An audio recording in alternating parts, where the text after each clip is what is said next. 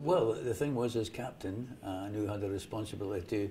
I remember Peter Pond-Jones saying, "Bob, would you like to say a few words?" You know, and I said, "You know, we are Brentford. We want to stay Brentford, and we can't see this happening. We don't want it happening, and we'll back the fans. Fans back the players, and we'll see what happens in the future." Because this has never happened before. Nobody had any realisation about, well, this will happen, that will happen, that will. It was completely out of the blue, wasn't it? And total surprise to everybody. Supporters, fans, players, board. I mean, I didn't even know if it went through where they would play, but I since found out that it would have been here. Yeah.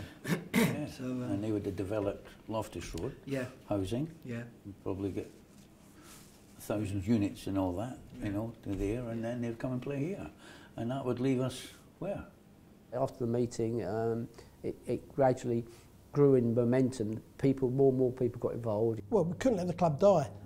It was so much a part of me and my family. As I mentioned, my father and his father before him had followed the club. Many of my uncles had. It was something I always wanted to do, and until that day, I never thought it was going to be taken away from me. So we fought for something that we felt was part of our family. There was a few games. It was horrendous, it was horrendous to try and keep your head up and go out and do it, but you know, being Scottish and a captain, all right, this is out of our hands, lads, so let's go.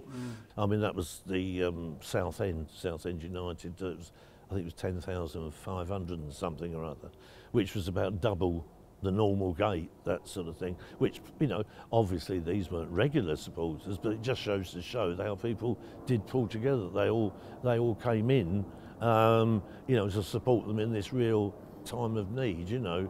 I can remember as we got to the corner here and turned into the main area outside, there were people with buckets, because I can remember I had an old 10-shilling note, which is like 50p in today's money, and which was my pocket money for the week, I think, which was actually quite a bit of money in those days, because I think and I threw that into the bucket. I thought, well, you know, that's my week's pocket money gone. But a lot of people were throwing money into the bucket, and there was a lot more.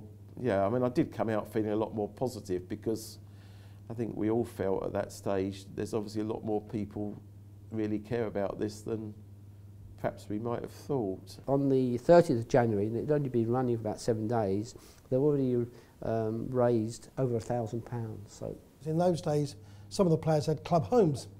So yes, it was a big shock to them, and some of them had been with the club a number of years. By then, Tom Higginson himself had been with the club about 8 seasons, and people like Peter Gelson and Alan Hawley had been here since they were junior players. It was my home, and irrespective if Rangers did want me, I didn't want to play there. So, and that would have been an insult, playing for Rangers here. You know, it's not right. So, but everyone pulled together. The fans pulled together. They rallied round, and the crowds went up, just because.